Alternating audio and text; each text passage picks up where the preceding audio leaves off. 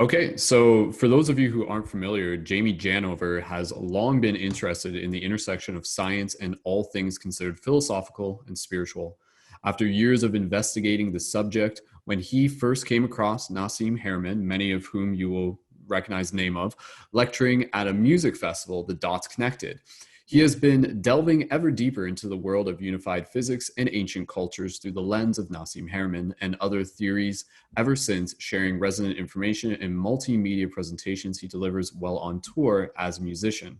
Taught by Nassim Haramein how to deliver extensive presentations on his unified field theory, Jamie has gone on to become an official ambassador for the Resonance Science Foundation. He is also a member of the faculty of their online Resonance Academy and co-hosts the Ancient Origins section of the Academy's core course, as well as hosting his own online course in the Resonance Academy called Ancient Egypt Revisited. So an extensive interview for, again, a very exciting person that we're happy to be able to have on. So if we got Jamie all ready and queued up, let's get Jamie in here. And There he Jamie, is. welcome. How you doing? How's it going? Doing good, man. Nice to see you. Nice to see you too. Thank you for doing this. As always, I appreciate you very much, Neil, for doing these kinds of things and, sticking your neck out. Some of this stuff is on the edge. And so, it takes some bravery, and I applaud you for going for it. And because we need to go for it right now, obviously, right? Yeah, there's no holding back at this point. There never really was, right? But now all this stops being pulled out, and it's kind of game time for everybody. So we just got to go full throttle with what we believe and our mission, really.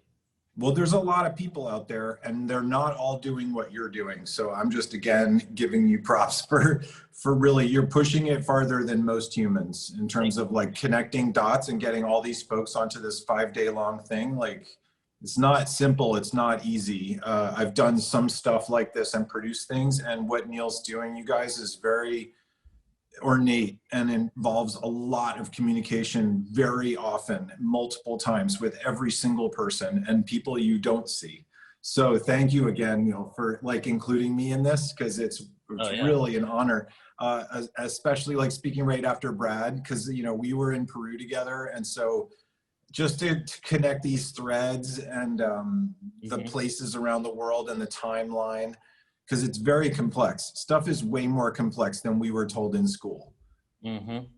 Like infinitely more complex. And a lot of the stuff we were taught even a few decades ago was completely ridiculous. Some of it was so wrong. And now we have to like correct the record so that the kids growing up right now can go, Mom, the slaves didn't build the pyramids, right? And she's like, what are you talking about? I took that in school. And the kids are like, oh, Mom, So yeah, I just feel like it's good to be a part of that movement of making things correct that were incorrect. And as we have new information, we should be able to update the textbooks really quickly. And I feel like that doesn't happen that quickly.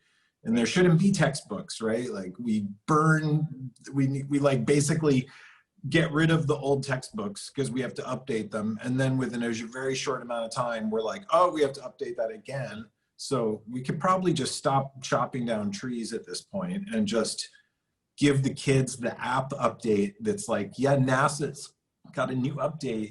Here's the new planet. Here's the new astronomics that we just discovered and all this stuff.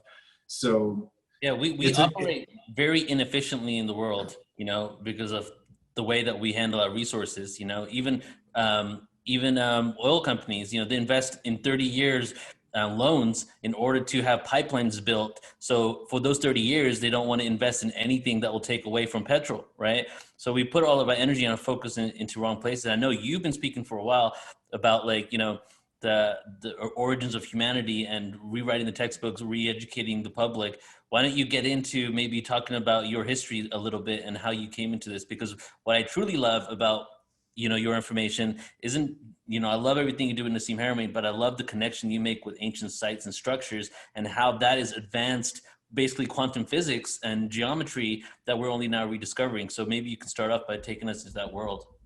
Yeah, that's a tall order in that you're dealing with unified field theory, which for those who are not super familiar is you know, a physics theory that describes everything in the universe, right? From infinitely large to infinitely small, so that no matter what observation you make, it fits into that theory. And then there's the ancient civilization rewriting our history of where we came from. You know, most of us got taught the whole out of Africa hypothesis, and a very kind of linear, simple, easy to visualize migration of where humans started and then where they moved and what they did. And that is ridiculously simplified. And we now know that that theory is not only incorrect, but it's so many layers more complicated than we thought. We keep finding new species of hominid that we didn't even know. So the whole missing link story that we got is a missing chain, and it's more like fractal missing chains. So it's just so much more complex than we knew. Every time we think we know how stuff works, we come up with a whole nother layer of observations and theories that show that it was a little bit more complicated than we thought. And now the interesting thing that's happening is that the convergence of the physics and the geometry that was encoded by ancient civilizations is coming together, and it's actually simplifying and becoming easier. In other words, physics got so complicated, they kept having to add more and more complicated math onto a very complicated thing until they were like, yeah, this doesn't fit with this, but if we add more dimensions, then it might work. And then they don't define what a dimension is, and it gets super weird. And they start saying there's quantum weirdness, right? And nothing makes sense. And then the geometry comes in, and you go, hold on a second. What? There's structure to space. Oh, the study of structure in space is geometry. What is the geometry of space? That's a good question. That's where Nassim goes. And then long story short, the geometry of space-time was encoded by the ancient civilizations. Now, what that geometry is and how you derive that and why it makes sense as that geometry, that's kind of a long story. But you can basically say that tetrahedrons, the most foundational Platonic solid, is the seed of this geometry. And if you put 8 of them together pointing in, you get a perfectly balanced geometry called the cuboctahedron, right? The vector equilibrium. And 8 tetrahedrons pointing out, you get a star tetrahedron. And so anybody who's following this information is like, oh yeah, star tetrahedron. Oh yeah, vector equilibrium. Thank you, Buckminster Fuller. Oh yeah, the torus. That's the most foundational pattern of energy in the universe. And it's going around like this in different hemispheres, singularity in the center. There's a geometry to that. That fractally goes out infinitely bigger and infinitely smaller in a hollow fractal lattice structure that you could call an infinite tetrahedral array. And that geometry we find in ancient cultures all around the world, encoded in things like pyramids and all these different cultures, the flower of life symbol, the yin yang, the I Ching, all these calendrical systems that deal with 24 and hexagonal lattice structures, all these different traditions pointing towards the same basic seed set of information that is basically geometric information. So that doesn't seem like a coincidence, right? Like all the stuff that I was taught in high school, I'm like, okay, all right. And then it's like, wait, what? You think there's a certain amount of mass and you can't find it, so you invent a new type of matter that you have no evidence for whatsoever and just throw it into your equation and say, just give us billions of dollars. We're going to find this stuff called dark matter. Guess what? We've been looking for that for decades and spent hundreds of billions of dollars, and tens of thousands of PhDs have probably been given to people looking for dark matter. And it's missing, not because there's some mysterious type of matter that's not there. It's that they misinterpreted the energy that's in the space that's not empty. If you account for the amount of energy in the fabric of space at the quantum scale, then you don't need dark matter anymore. And the geometry and the ratios of how the universe is organizing itself in an infinite scale, past the universe to the multiverse, and past the atom, past the proton, past the Planck, which is the smallest vibration we can measure.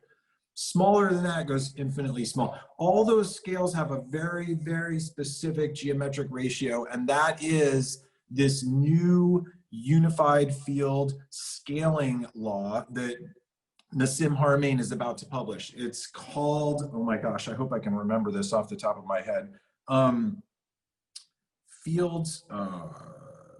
It's scale invariant unification in fields, particles, and something else. I'm forgetting the name off the top of my head. I'm so sorry. But he has a brand new paper that's about to come out, and it's at resonantscience.org. And this is Nassim Haramein, the unified field theorist. And he's been writing papers that are getting closer and closer to this unification. And the next paper that's about to come out that he's been working on for quite some time is this next level, showing these scales and this ratio from the infinitely small to the infinitely large. And it all has to do with geometry, and all these ancient civilizations were encoding this geometry. That's gotta be beyond a coincidence. So then if it's not a coincidence, how did the ancient civilizations know the theorized geometry of the fabric of the vacuum according to a unified field theorist that only came up with this stuff since the scientific method was invented, which wasn't very long ago compared to the ancient civilizations, using modern technology, using very advanced ways of observing the universe, collating all that data and deriving a geometry and going, wait a minute, this geometry is very familiar. I've seen it all over the place. Yeah, it's because they knew about that geometry somehow.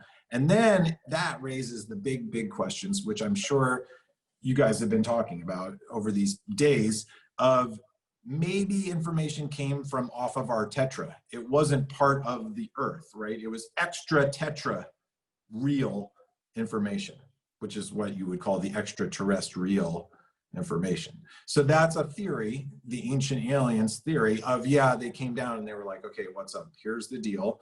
Yeah, we're not God. We just happen to come from that star over there. And they're, oh, okay, we'll call you the sun gods. Okay, we'll be the sun gods. There's a lot of folks that said about the sun gods, and everybody that I was taught when I was a kid, oh, isn't that quaint that the ancient civilizations didn't really know what was going on, so they made up these myths and legends, right, about Zeus on the cloud, and then, you know, the ark flying in the sky. And if you didn't have terminology for advanced physics and technology back in the day, you would tell stories that sound very familiar to the stories that you see written in books like the Bible and ancient Hindu scriptures and the Vedas and all kinds of stuff, and the Mayan calendar. So all this to say that our entire story of where we came from, how the universe works, anthropology, archaeology, sociology, psychology, biophysics, epigenetics,